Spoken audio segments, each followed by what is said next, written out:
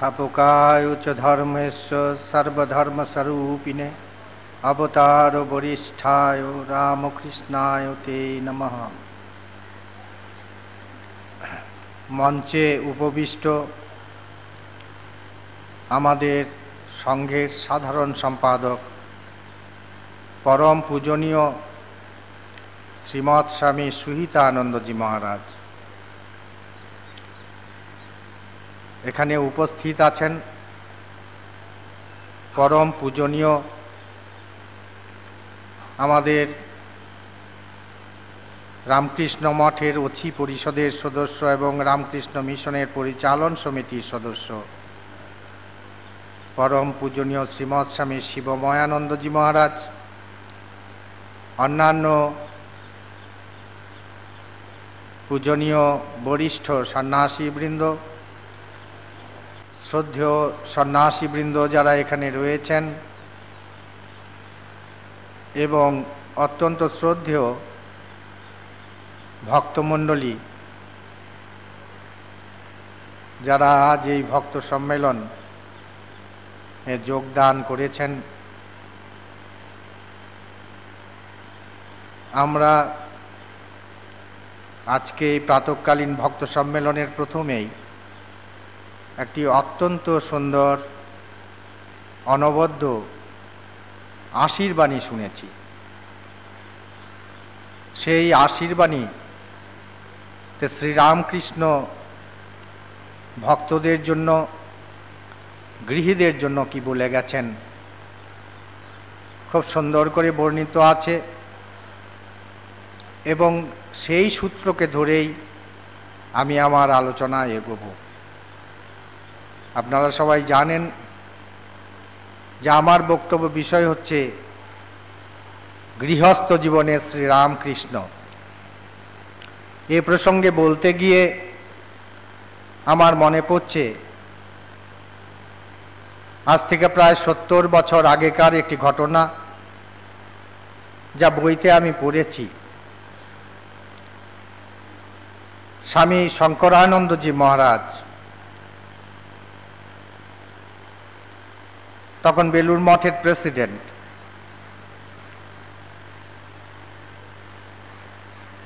1950-এর দশকের শেষ দিকটা শঙ্করানন্দজি মহারাজ গেছেন নরেন্দ্রপুরে, সেখানে অতিথি নিবাসে তিনি আছেন। সকালে সাধু ব্রহ্মচারীদের প্রণামের পর তিনি অতিথি নিবাসে বারান্দায় বসে আছেন। পাশে দাঁড়িয়ে আছে তার প্রীতিভাজন অত্যন্ত স্নেহের একটি ব্রহ্মচারী। সেই ব্রহ্মচারী তাকে প্রশ্ন করছেন, মহারাজ, ঠাকুরের যে সমস্ত কথা লিপিবদ্ধ হয়নি, ছাপার অক্ষরে বেরোয়নি, সেই ধরনের কিছু কথা যদি বলেন। শঙ্করানন্দজি গম্ভীর হয়ে গেলেন। ব্রহ্মচারী মনে মনে ভাবছেন যে বোধহয় বা ভুল করে ফেললুম, মহারাজ হয়তো এই কথাটি পছন্দ করেননি। সেদিন শঙ্করানন্দজি কিছু বলেননি। পরের দিন সকালে একই পরিস্থিতিতে, অর্থাৎ ব্রহ্মচারী সাধুদের প্রণামের পর তিনি যখন এসে অতিথি নিবাসে বসলেন, সবাই চলে গেছে, সে ব্রহ্মচারী দাঁড়িয়ে আছে। সে ব্রহ্মচারীকে ধীরে ধীরে টেনে বলছেন, কাল তুমি আমায় একটি প্রশ্ন করেছিলে। প্রশ্নটি ছিল যে ঠাকুর যে কথাগুলো বলে গেছেন সেই কথার মধ্যে যা লিপিবদ্ধ হয়নি এমন কিছু কথা বলতে। আমার মনে পড়ছে এমনই একটি কথা ঠাকুর বলেছেন যা কোথাও এখনো পর্যন্ত ছাপার আকারে প্রকাশ পায়নি, ছাপা হয়ে প্রকাশ পায়নি, মুদ্রিত হয়নি। কথাটি কি? শঙ্করানন্দজি ঠাকুরের কথা বললেন। ঠাকুর বলেছেন, আমি কর্মনাশা, আমি ফরাস ডাঙ্গা। ঠাকুর বলেছেন, আমি কর্মনাশা, আমি ফরাস ডাঙ্গা। যে আমার আশ্রয়ে আসে আমি তার কর্মফল নাশ করে আমার কাছে নিয়ে আসি। বলেছেন ফরাসডাঙ্গা, মানে ফরাসডাঙ্গা কথার অর্থ হচ্ছে চন্দননগর, যেখানে ব্রিটিশের রাজত্ব নেই, ব্রিটিশের নিয়ম কানুন চলে না, ফরাসির নিয়ম কানুন। শ্রীরামকৃষ্ণ ফরাসডাঙ্গা। আমরা দেখতে পাই স্বামী বিবেকানন্দ তার বিখ্যাত স্তবে বলছেন, শ্রীরামকৃষ্ণ সম্পর্কে অনেক কথা বলছেন। তার মধ্যে প্রথমেই বলছেন ভববন্ধন খণ্ডন, খণ্ডন ভববন্ধন। বলছেন অঘদূষণ মৌচন। তারপরে তিনি বলছেন যে কথাটি এখানে ঠাকুর স্বয়ং বলছেন, কীর্তন কলিডোর, কীর্তন কলিডোর। তাই শঙ্করানন্দজি সেই কথাটি বললেন, ঠাকুরের কথা, আমি ফরাসডাঙ্গা, আমি কর্মনাশা।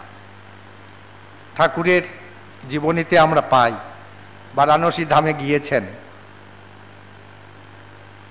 বলছেন দেখলুম যাদের শরীর চলে যাচ্ছে তারক ব্রহ্ম নাম দিচ্ছেন বিশ্বনাথজি স্বয়ং এসে, আর অন্নপূর্ণা বন্ধন কেটে দিচ্ছেন। বলে সে কি করে হয়? যাদের নির্বাসনা হয়নি তাদের কিভাবে ভববন্ধন খণ্ডন হবে? ঠাকুর বলছেন যে দেখো, দেখলুম, এই চোখে দেখলুম, কি করে হবে সে প্রশ্ন করো না। বারাণসী খান্ডে কোনো নিয়ম চলে না। বিশ্বনাথজির জন্য গণ্ডি বাঁধা আছে বারাণসী খণ্ড, কিন্তু আমাদের মন্দিরে যে বিশ্বনাথ আছেন, আমাদের প্রেমের ঠাকুর শ্রীরামকৃষ্ণ, তিনি গণ্ডি ভাঙা, তার কোনো গণ্ডি বাঁধা নেই। আপনি নিউ ইয়র্কেই থাকুন, আপনি কলকাতায় থাকুন, আপনি জোহান্সবার্গেই থাকুন, মস্কোতেই থাকুন, অথবা গৌহাটিতেই থাকুন, যদি আপনি সত্যি সত্যি ঠাকুরের কাছে এসে থাকেন, জেনে রাখুন তিনি ফরাসডাঙ্গা, তিনি কর্মনাশা। স্বাভাবিকভাবে এটি একটি বলিষ্ঠ আশ্বাস, যে আশ্বাস আমাদের সবাইকে, সন্ন্যাসীদের, গৃহীদের সবাইকে আশ্বস্ত করে। আমার মনে পড়ে অনেক দিন আগে, আজ থেকে 60 বছর আগে, 60 বছর বলা ঠিক হবে না, 50 বছর আগে গম্ভীরানন্দজির একটি ভাষণ শুনেছিলাম কাশীপুরে। সভাপতির ভাষণ দিচ্ছিলেন, তিনি বললেন, অনেক কথাই বললেন, তার মধ্যে একটি কথা বললেন, Sri Ramakrishna didn't come for the sannyasins alone. Sri Ramakrishna didn't come for the householders alone. Sri Ramakrishna সন্ন্যাসীর জন্য শুধু আসেননি, শ্রীরামকৃষ্ণ গৃহস্থের জন্য শুধু আসেননি। Sriramakrishna came for those who earnestly seek for him. Sriramakrishna এসেছিলেন তাদের যারা শ্রীরামকৃষ্ণকে চায়। তো স্বাভাবিকভাবে এই যে চাওয়ার যে শৈলী, এই শৈলীটি আমাদের জানতে হবে, বুঝতে হবে, শিখতে হবে। তাহলেই শ্রীরামকৃষ্ণ ফরাসডাঙ্গা, শ্রীরামকৃষ্ণ কর্মনাশা, শ্রীরামকৃষ্ণ কীর্তন কলিডোর, শ্রীরামকৃষ্ণ খণ্ডন ভববন্ধনও আমাদের জীবনে হয়ে উঠবেন। সেই শৈলী, সেই ভাস্কর্যটা কি? মনে পড়ে শ্রীময়ের কথা। মাস্টারমশাই, আপনারা সবাই জানেন, কথামৃতকার। শ্রীরামকৃষ্ণের মহাসমাধি হয়ে গেছে, স্বামী বিবেকানন্দের মহাসমাধি হয়ে গেছে, শ্রীরামকৃষ্ণের অনেক পার্শ্বদের মহাসমাধি হয়ে গেছে। 30-এর দশকের কথা, 1900 সালের 30-এর দশকের কথা। পল ব্র্যান্টন, ইউরোপের বুদ্ধিজীবী লেখক, ব্র্যান্টন সাহেবের মনে হয়েছে, I have reached the dusk of my life, আমি জীবনের সায়ান্নে উপস্থিত হয়েছি, কিন্তু এখনো জেসাসকে দেখিনি। জেসাসকে দেখিনি, সেজন্য আমার কোনো পরিবেদনা নেই, কোনো পরিতাপ নেই, কোনো মনস্তাপ নেই। কিন্তু আমি যে পথে হেঁটেছি সেই পথটি কি ঠিক, এটি কি করে বুঝতে পারবো? যদি বুঝতে পারি যে এই পথটি সঠিক ছিল, আমি গন্তব্যস্থলে কোনো কারণে পৌঁছতে পারিনি, আমি মনে করব আমি মনে করব my life has not been A West, আমার জীবন বৃথা যায়নি। ব্র্যান্টন সাহেব গির্জা থেকে গির্জান্তরে গিয়েছেন, কেউ তাকে শান্তির নিশানা দেখাতে পারেনি, শান্তির আলো দেখাতে পারেনি। শুনলেন কলকাতায় আছেন মাস্টার মশাই প্রফেসর মহেন্দ্রনাথ গুপ্ত, তিনি ঈশ্বর দ্রষ্টা পুরুষ। এলেন হাওড়া স্টেশনে, মহেন্দ্রনাথের ঠিকানা জোগাড় করলেন। তখনকার দিনে কলকাতায় বেশি লোক ছিল না, তাছাড়া মহেন্দ্রনাথ কলকাতায় খুব বিখ্যাত ব্যক্তি ছিলেন, বিশেষ করে বুদ্ধিজীবী মহেন্দ্র। ঠিকানা যোগ করে অ্যাপয়েন্টমেন্ট করলেন জোগাড় করে, আগামী রোববারে বিকেল 4টে। কথামৃত ভবনে এসছেন, একটি ঘরে মাস্টারমশাই বসে রয়েছেন। উত্তেজিত পল ব্র্যান্টন কোনো গৌরচন্দ্রিকা না করে, কোনো ভনিতা না করে তিনি সিধে প্রশ্ন করলেন, sir have you seen god? মশাই আপনি ভগবানকে দেখেছেন? মাস্টারমশাই উত্তর দিচ্ছেন, do I need declare it at the top of my voice from the terrace? এটি কি আমাকে ছাদের উপরে উঠে উচ্চস্বরে ঘোষণা করতে হবে? ব্র্যান্টন সাহেব বুঝলেন, আমি পেয়েছি আমার মনের মানুষটিকে, ইনি ভগবত দর্শন করেছেন। জিজ্ঞেস করছেন কি উপায়? ব্র্যান্টন সাহেব জিজ্ঞেস করছেন, অনেকদিন আগেকার কথা নয়, এই 1900 সালের কথা, 30-এর দশকের কথা। মাস্টারমশাই বলছেন, প্রে প্রে অ্যান্ড প্রে, তুমি প্রার্থনা করো, প্রার্থনা করো আর প্রার্থনা করো। ব্র্যান্টন আশাহত, ক্ষুব্ধ। ব্র্যান্টন বলছেন, আমি গির্জা থেকে গির্জান্তরে গিয়েছি পশ্চিমী দুনিয়াতে, ইউরোপে, আমেরিকায়। তাদের কাছে, পাদ্রীদের কাছে এই প্রশ্ন করেছি, পাদ্রীরাও এই উত্তর দিয়েছে, সেই বস্তা পচা এক কথা, প্রার্থনা করো, প্রার্থনা করো আর প্রার্থনা করো। তোমার গুরুদেব, তোমার আচার্যদেব, শুনেছি তিনি অরিজিনাল ছিলেন, তিনি নতুন কিছু বলেননি। আপনারা আশীর্বাণীতে শুনলেন মাস্টারমশাইয়ের কথা, স্মরণানন্দজি মহারাজ উল্লেখ করেছেন সবিস্তারে। ঠাকুর বলেছেন, কি বললেন? খুব প্রথম দিকে আপনারা জানেন যে মাস্টারমশাই ঠাকুরের কাছে আসা কোনো ইনসিডেন্ট ছিল না, এটি ছিল একটি অ্যাক্সিডেন্ট। খুব দুর্বিষহ, চরম, অসীম অসহ একটি মুহূর্তে মাস্টারমশাই এসেছিলেন দক্ষিণেশ্বরে। সে অনেক কথা এখানে বলবার সময় নেই। সে যাই হোক, প্রথম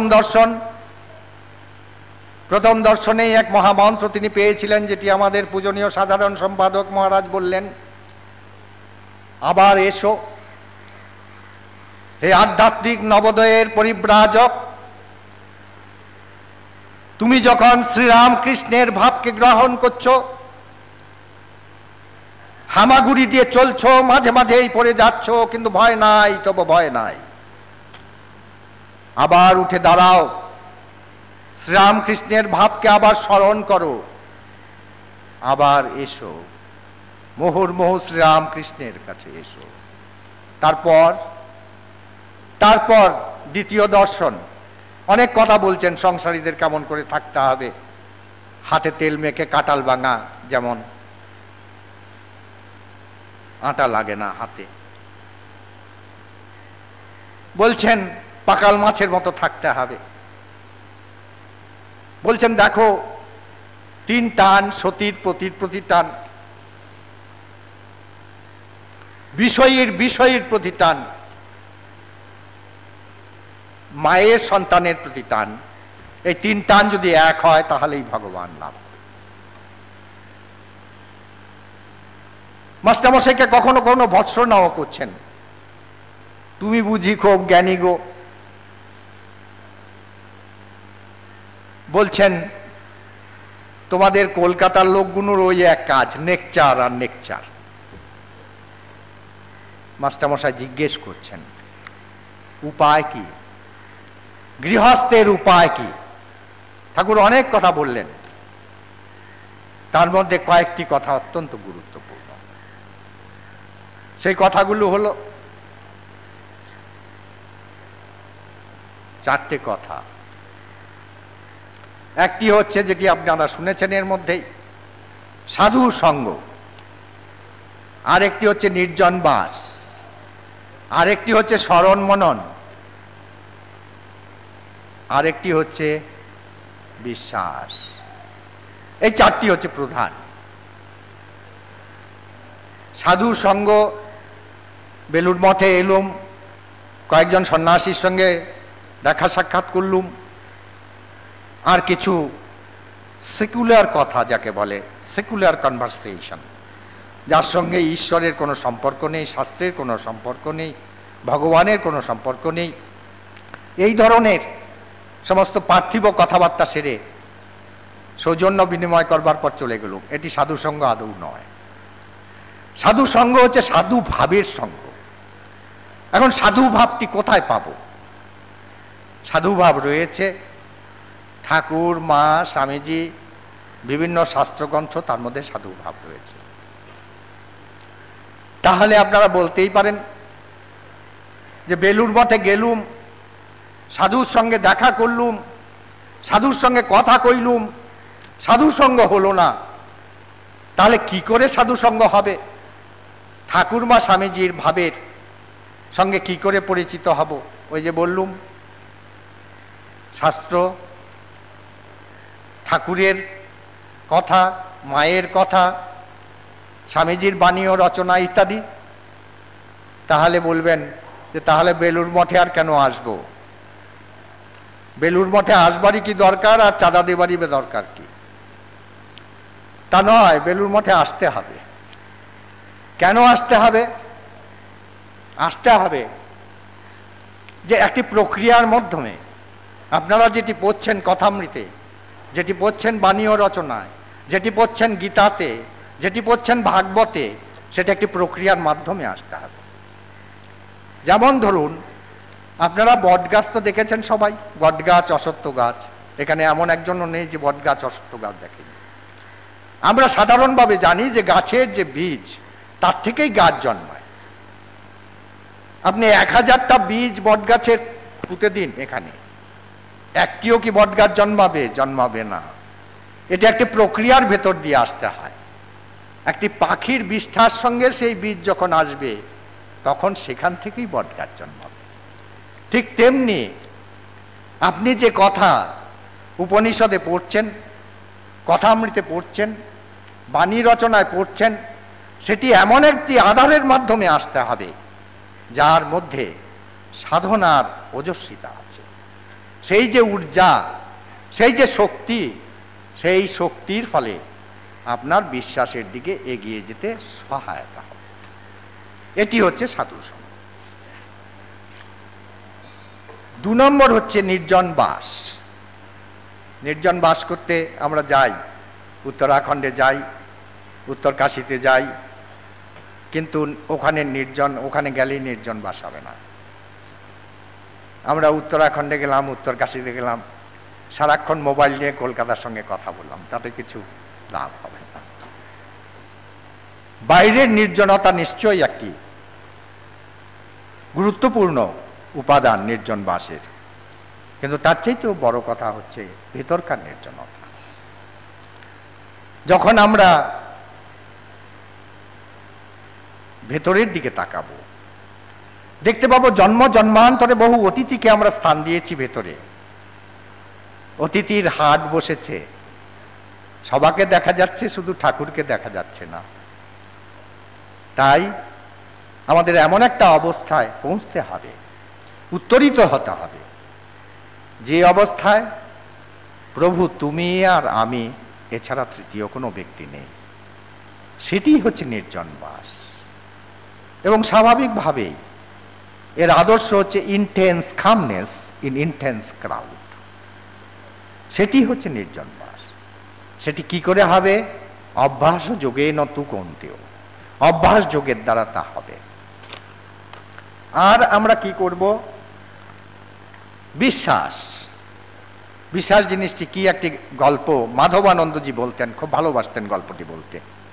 বহু জায়গায় বহুবার তিনি বলেছেন মাধবানন্দজির শরীর গেছে 1960-এর দশকে, তার আগে রিডার ডাইজেস্টে সেই গল্পটি বেরিয়েছে, অনুমান করা যেতে পারে আজ থেকে 70-75 বছর আগে। যে একটি জাহাজ, সেই জাহাজ চলেছে আটলান্টিক মহাসাগরের উপর দিয়ে তার গন্তব্যস্থলে। জাহাজটি ছাড়তেই ওর ডেক বয় পড়ে গেল ফাঁপুসলে আটলান্টিক মহাসাগরে। ক্রু মেম্বার্স দুটো ভাগ হয়ে গেল, জাহাজের যারা কর্মী। একদল বলল পাইলটকে বলা উচিত ডেক বয় পড়ে গেছে, আর একদল বলল পাইলটকে বলে লাভটা কি, আটলান্টিক মহাসাগরের অতল গহ্বরে পড়ে গেছে, সে কি আর বেঁচে আছে? পাইলটকে শুধু শুধু কষ্ট দিয়ে লাভ কি, চলো গন্তব্যস্থানে পৌঁছে বলবো। কনফ্লিক্ট হলো। কনফ্লিক্ট ম্যানেজমেন্ট করতে করতে 46 নটিক্যাল মাইলস চলে গেছে জাহাজটি। যখন ক্যাপ্টেনকে বলল, ক্যাপ্টেন বলল তোমরা আমাকে আগে বলোনি কেন? বলল ক্যাপ্টেন তুমি কি করতে বলো, আটলান্টিক মহাসাগরের অতল গহ্বরে এই ছেলেটি চলে আছে, সে বেঁচে নেই, তোমাকে তাই আমরা চিন্তাগ্রস্ত করতে চাইনি, ভেবেছিলুম গন্তব্যস্থানে পৌঁছেই বলবো। সবাইকে আশ্চর্য করে দিয়ে ক্যাপ্টেন কো পাইলটকে বললেন যেখান থেকে শুরু করেছিলাম সেখানে নিয়ে চলো জাহাজটিকে। সবাই পরস্পর পরস্পরের মুখের দিকে তাকাচ্ছে, ভাবছেন ক্যাপ্টেন ডেক বয়টিকে খুব ভালোবাসতেন, স্নেহ করতেন। তাই ক্যাপ্টেন শোকাতুর হয়ে ভারসাম্য হারিয়ে ফেলেছেন, তাই বলছেন আবার 46 নটিক্যাল মাইল ফিরিয়ে নিয়ে যেতে। গেল সেই জাহাজ, যেখান থেকে ছেড়েছিল সেখানে পৌঁছতেই ক্যাপ্টেন বলল লুক ইয়ন্ডার, সামনে তাকিয়ে দেখো, ওই দেখো কি কালো দেখা যাচ্ছে চুলের মতো, আর দেখা যাচ্ছে একটি স্মল লগ অফ উড, একটা ছোট কাঠের টুকরো। ক্যাপ্টেন বলল ওই ছেলেটি আমার deck boy, throw the life saving device. Life saving device ফেলা হলো। ক্যাপ্টেন যখন ফেলতে বললেন সঙ্গে সঙ্গে লাইফ সেভিং ডিভাইস ফেলা হলো। ছেলেটি লাইফ সেভিং ডিভাইস ধরে জাহাজে ফিরে এলেন। জাহাজে সেই মূর্ছা পড়ে গেল। মূর্ছা থেকে যখন সে সাধারণ ভূমিতে এলো, তখন ক্যাপ্টেন ধীরে ধীরে গিয়ে তাকে বলছেন my boy, why did you struggle to survive? তুমি বাঁচবার জন্য কেন লড়াই করছিলে বাছা? আটলান্টিক মহাসাগরের অতল গহ্বরে একটা ছোট কাঠের টুকরো নিয়ে তুমি কতক্ষণই বা বেঁচে থাকতে পারতে? ছেলেটি ধীরে ধীরে বলছে I knew my captain would come. আমি জানতুম আমার ক্যাপ্টেন আসবে। My captain would come to save me, to rescue me. আমাকে বাঁচাতে, আমাকে উদ্ধার করতে আমার ক্যাপ্টেন আসবে, এই বিশ্বাস আমার ছিল। আমাদের জীবনের ক্যাপ্টেন শ্রীরামকৃষ্ণ, মা সারদা, স্বামী বিবেকানন্দ। যদি আমাদের সেই বিশ্বাস থাকে সেই ডেক বয়ের মতো, I know my captain would come to save me, Sriramakrishna, মা এবং স্বামীজি মহারাজ অবশ্যই আসবেন, এ সম্পর্কে কোনো সন্দেহ নেই। এটি একটি পরীক্ষিত সত্য। তারপর আরেকটি কথা বলেছিলাম, স্মরণ মনন। ওই মাস্টারমশাইকেই বলছেন, চতুর্থ দর্শন মাস্টারমশাই, ঠাকুর মাস্টারমশাই আসছেন। ঠাকুর একটু ঠাট্টা করছেন মাস্টারমশাইকে নিয়ে, একটু গম্ভীর আত্মা, উমের একটু বেশি তো। ঠাকুর ফষ্টি নষ্টি করছেন, ছেলেরা সব হাসছে, মাস্টারমশাই তাতে যোগ দিচ্ছেন না। তাই বলছেন গম্ভীর আত্মা, উমের একটু বেশি তো, 27 বছর বয়স তখন মাস্টারমশাই। আবার বলছেন কখনো আসছেন, বলছেন এই মৌতাত লেগেছে রে, আপনার বাড়িতে যদি ময়ূর যায় আফিম দেন, তাহলে যে সময়টায় আপনি আফিম দেবেন ঠিক আগামীকাল সেই সময়ে ময়ূর আপনার বাড়িতে যাবে, তাকে মৌতাত বলে মৌতাত লেগেছে। তো সে যাই হোক, মাস্টারমশাই এসছেন। ঠাকুর তার অনিন্দ সুন্দর স্বরে, কণ্ঠে, সুরেলা কণ্ঠে গান গাইছেন। সমস্ত স্তব্ধ। ঠাকুরের গান গাইবার পর নরেন গান গাইছেন, সব স্তব্ধ, ঠাকুর অর্ধবাহ্য দশা। গান শেষ হলো, একে একে সবাই চলে গেল, ঠাকুর বেরিয়েছেন। নাট মন্দিরে তিনি পাদচারণা করছেন। মাস্টারমশাই প্রথম দিন মাস্টারমশাই হাত জোর করে প্রণাম করেছিলেন, নমস্কার করেছিলেন, যেমন একজন ভদ্রলোক আরেকজন ভদ্রলোককে নমস্কার করে, কিন্তু এখন ভূমিষ্ঠ হয়ে প্রণাম করতে, সাষ্টাঙ্গ প্রণাম করতে শিখেছেন। এর আগেই মাস্টারমশাই বলছেন তৃতীয় দর্শনে, আমার অহংকার চূর্ণীকৃত হইয়া গিয়াছে। সে যাই হোক, ঠাকুরকে গিয়ে বলছেন, আর আজ কি আর গান হবে? ঠাকুর বলছেন, না, আজ আর গান হবে না। বলে একটু থেমেই বলছেন, তবে একটি কর্ম করো, বলরামের বাড়িতে গান হবে, নরেন রাখাল সব যাবে, খুব আনন্দ হবে, তুমি সেখানে যেও। মাস্টার বলছেন, ঠিক আছে, যে আজ্ঞা। বলে বিদায় নিলেন, কিন্তু মাস্টার ভেতরে একটি কনফ্লিক্ট, এবং সেই কনফ্লিক্ট ম্যানেজমেন্ট মাস্টারমশাই করছেন। সেই কনফ্লিক্টটি কি? মাস্টারমশাই যে সত্তা, সেই সত্তা ত্রিধা বিভক্ত। একটি সত্তা হচ্ছে অধ্যাপক মহেন্দ্রনাথের সত্তা, কলকাতার বিদ্বজ্জন মহলের মুকুট চূড়ামণি মহেন্দ্রনাথ, কেশবচন্দ্র সেনের ভগ্নিপতি মহেন্দ্রনাথ, বিদ্যাসাগরের স্কুলের প্রধান শিক্ষক মহেন্দ্রনাথ, রিপন কলেজের 5টি বিষয়ের প্রধান অধ্যাপক মহেন্দ্রনাথ। সেই সত্তা মহেন্দ্রনাথকে বলছে, মহেন্দ্রনাথ, বলরাম বাবু জমিদার, তার বাড়িতে শান্তি আছে, তুমি কোনোদিন সেখানে যাওনি, যদি শান্তি তোমায় প্রবেশ অধিকার না দেয়, তাহলে সেই গ্লানি কি তুমি সহ্য করতে পারবে মহেন্দ্রনাথ?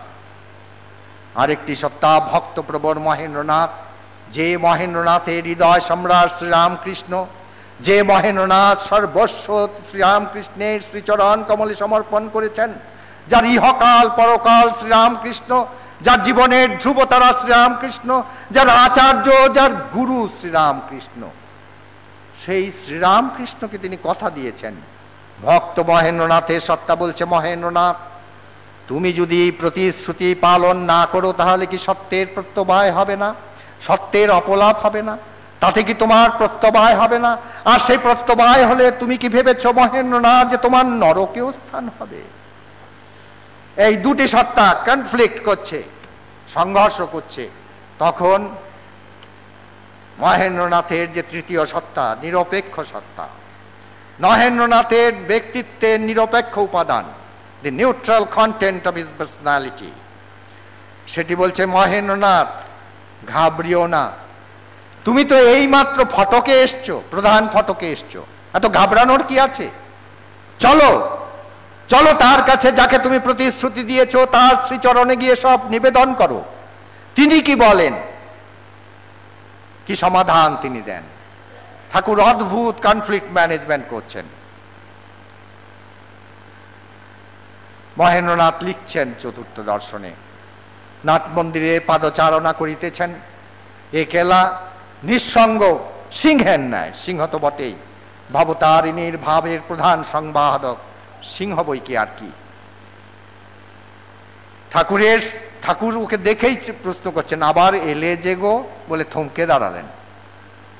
ঠাকুরকে আবার ভূমিষ্ঠ হয়ে প্রণাম করে সবকিছু নিবেদন করলেন তার শ্রীচরণে।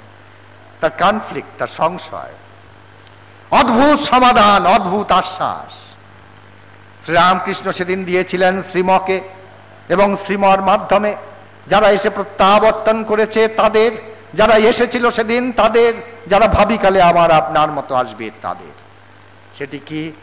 তিনি বলেছিলেন, দেখো, একটি কর্ম করো, বলরামের ফটকে গিয়ে তুমি আমার নাম করো, আমার নাম করলে কেউ এসে তোমায় আমার কাছে নিয়ে যাবে। আমরা যদি আমাদের ধ্যাননেত্র প্রসারিত করি, আমরা কি ভাবতে পারি না যে আমরা যদি শ্রীরামকৃষ্ণের নাম করি, শ্রীরামকৃষ্ণ স্মরণ মনন, শ্রীরামকৃষ্ণকে স্মরণ মনন করি, তাহলে শুধু শুধু বলরামের প্রধান ফটক উন্মীলিত হবে না, স্বর্গের দ্বার অর্গলচ্যুত হবে, মুক্তির দ্বার উন্মোচিত হবে। তাই ঠাকুরই বলে দিয়ে গেলেন, দেখো এটি হচ্ছে পাবার উপায়, এই হচ্ছে চাবিকাঠি। সেটি কি? সেটি হচ্ছে সাধু সঙ্গ, নির্জন বাস, বিশ্বাস এবং অবশ্যই স্মরণ মনন। যদি আমরা করি তাহলে তিনি ফরাসডাঙ্গা, সেখানে ব্রিটিশের নিয়ম খাটবে না। আপনি যেখানেই থাকুন তিনি আপনার কর্ম নাশ করে আপনাকে মুক্তি প্রদান করবেন। সব শেষে আমরা যদি কথামৃত মন্থন করি তাহলে দেখতে পাই শ্রীরামকৃষ্ণের অষ্টাঙ্গিক মার্গ, যা গৃহীদের সম্পর্কে বলছেন বিভিন্ন অধ্যায়ে ছড়িয়ে ছিটিয়ে। সাধু সঙ্গের কথা বলাই হলো, নির্জন বাসের কথা বলা হলো, স্মরণ মননের কথা বলা হলো, ঈশ্বরের প্রতি ভালোবাসা, ব্যাকুলতা, বিচার, অনাসক্তি এবং সেবাযোগ, এই কয়েকটি হচ্ছে করতে হবে গৃহীদের সম্পর্কে ঠাকুর বিভিন্ন সময়ে কথামৃত জুড়ে বলেছেন। তাই আসুন আমরা মাস্টারমশাইয়ের কথা আবার মনে করি। মাস্টারমশাই ব্রান্টন সাহেবকে বলেছিলেন, এগুলো বললুম আমার গুরুদেবের কথা, but miss an inch and miss A mile.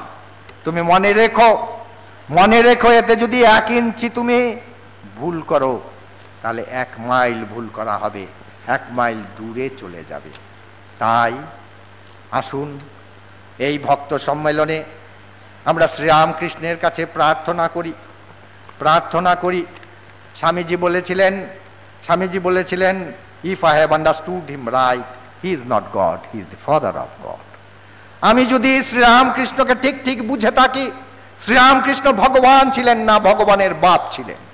যদি তাই হয়, সেই ভগবানের বাপের কাছে আসুন আমরা প্রার্থনা করি তিনি কৃপা করে আমাদের মনের এমন উত্তরণ ঘটান, তিনি আমাদের মন বুদ্ধি অহংকারকে পরিবর্তিত করে, উত্তোলিত করে, বিবর্ধিত করে এমন এক স্থানে পৌঁছে দেন, সেখানে আমরা বোধ করতে পারি, বলতে পারি, বিশ্বাস করতে পারি, প্রভু তুমি আমার আর আমি তোমার।